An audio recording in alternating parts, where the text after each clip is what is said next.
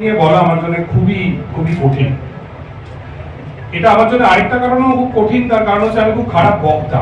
আমি সাংবাদিকতা করি, সেই কারণে আমি অল্প কিছু লিখতে পারি, কিন্তু আমি খুবই খুবই খারাপ বক্তা এবং আমি ভালো বলতে পারি না। কাজেই এটা হতে পারে যে আপনাদের একটু মনোটোনাস লাগতে পারে, একঘেয়ে লাগতে পারে, আপনারা একটু বোর হতে পারেন, সেটার জন্য আমি আন্তরিকভাবে দুঃখিত।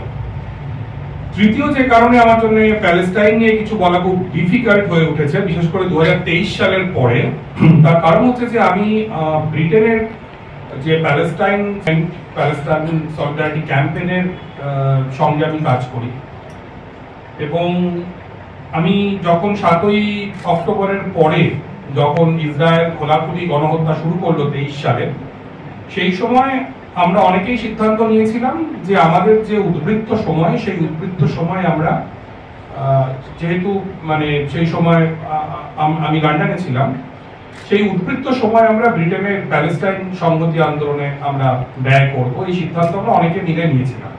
দেখছি যে হাসপাতালের ওপর বোমা পড়ছে, বাচ্চাদেরকে খুন করা হচ্ছে পরিকল্পিতভাবে, একটার পর একটা অঞ্চল বোমায় ঘুরিয়ে দেওয়া হচ্ছে।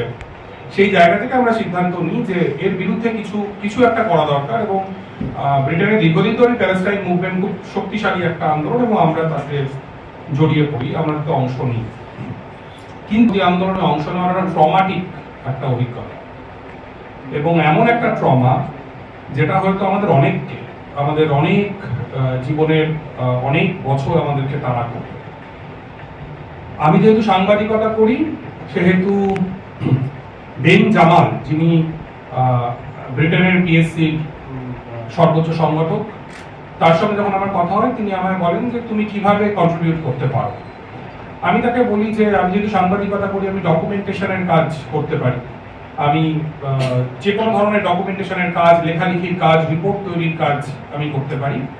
এবং তিনি সেই সময় আমায় প্রস্তাব দেন, গাজা এবং ওয়েস্ট ব্যাংকে যারা আটকে রয়েছেন, যারা কোনো রকমে বেঁচে আছেন এবং কোনোভাবে রাষ্ট্রসংঘ বা অন্যান্য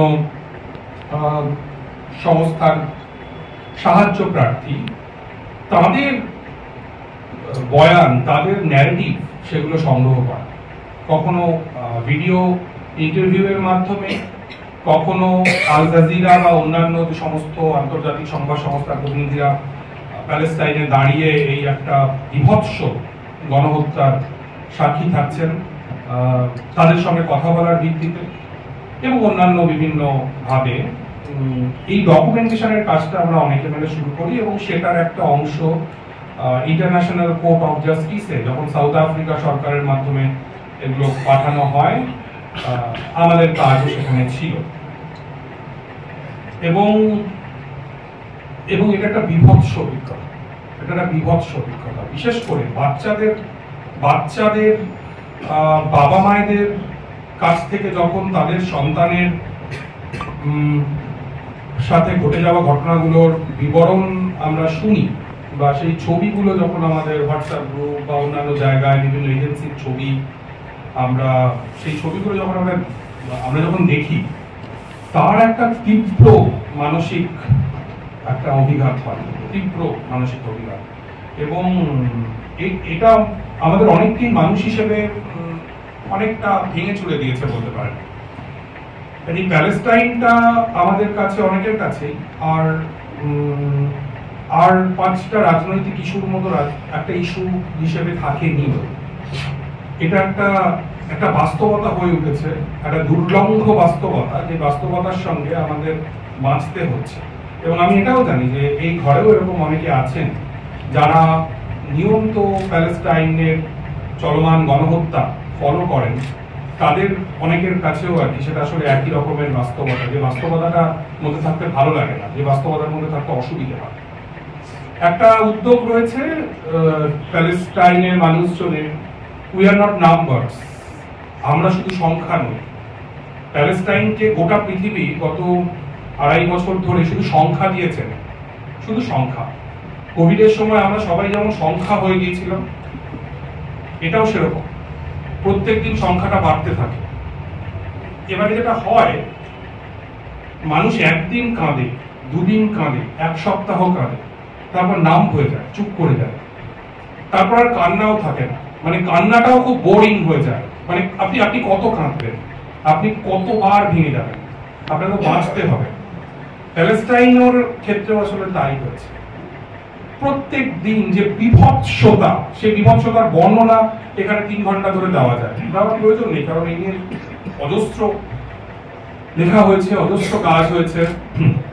এবং সবচেয়ে দুঃখজনক হচ্ছে যে যে দেশে আমার ভোটার কার্ড অন্তত এখনো পর্যন্ত আছে, জানি না পরে থাকবে কিনা, যে দেশে আমি ট্যাক্স দিই, এই দেশে একটা অধিকাংশ মানুষের একটা আশ্চর্য শীতলতা, একটা আশ্চর্য নীরবতা এই প্যালেস্টাইন প্রশ্ন। এবং আমি আমি ভাবার চেষ্টা করছিলাম যে প্যালেস্টাইন নিয়ে এইরকম নীরবতা পৃথিবীর কতগুলো দেশে। খুব ভালো করে খুঁজে দেখে বড় দেশ হিসেবে খান চারেক দেশের নাম পেলাম। রাশিয়া, প্যালেস্টাইন নিয়ে বড় কোনো প্রোটেস্ট হয়নি। সৌদি আরব, প্যালেস্টাইন নিয়ে বড় কোনো প্রোটেস্ট হয়নি। চীন এবং আমাদের দেশ। এর বাইরে গোটা পৃথিবীতে প্যালেস্টাইন একটা জলবিভাজিকা হিসেবে উপস্থিত হয়েছে। সেটার কথায় আমি নিশ্চয়ই পরে আসবো, যদি আমি না খেই হারিয়ে ফেলি। আমি খেই হারিয়ে ফেলে আমায় প্লিজ ধরিয়ে দেবেন। এবং আপনারা জানেন যে নিউ ইয়র্কে একজন ডেমোক্রেটিক সোশ্যালিস্ট, যিনি নিজেকে বামপন্থী বলে মনে করেন, তিনি জিতেছেন। তার জয়ের পেছনেও প্যালেস্টাইন একটা গুরুত্বপূর্ণ ভূমিকা নিয়েছে। আমাদেরকে এরকম একটা জিনিস দেখানো হচ্ছে যে গোটা পৃথিবীতে ডানপন্থার উত্থান হচ্ছে। কথাটা সত্যি, কথাটা মিথ্যে নয়, কিন্তু এটা আমাদেরকে আসলে চেপে দেওয়া হচ্ছে। গোটা পৃথিবীতে এক ধরনের 21 শতকের বামপন্থী রেজিস্ট্যান্সও শুরু হয়েছে, যেটা ল্যাটিন আমেরিকার যে পিঙ্ক ওয়েভের থেকে আলাদা। যেমন ফ্রান্সে এলএফআই বলে একটা রাজনৈতিক দল, যাদেরকে মেইনস্ট্রিম মিডিয়া অতি বামপন্থী বলে চিহ্নিত করে, তারা দুর্দান্ত কাজ করছে, তারা প্রচুর আসনে তারা ভোটে দিচ্ছেন। এবং সেক্ষেত্রেও কিন্তু তাদের জন্য অনুপ্রেরণা হয়ে দাঁড়াচ্ছে প্যালেস্টাইনের পতাকা। গত 2.5 বছর ধরে এই পৃথিবীর বুকে যেখানে অন্যায়ের বিরুদ্ধে প্রতিবাদ হয়েছে, যেখানে ধর্মঘট হয়েছে শ্রমিকের দাবি নিয়ে, যে কোনো গণতান্ত্রিক আন্দোলনের যে মিছিল, সেই মিছিলে প্যালেস্টাইনের পতাকা এসে দাঁড়িয়েছে। আমরা যারা ভিয়েতনাম দেখিনি, আমরা যারা কবি, বাংলার কবির মতো করে বলতে পারিনি কখনো যে আমি আরব গেরিলাদের সমর্থন করি,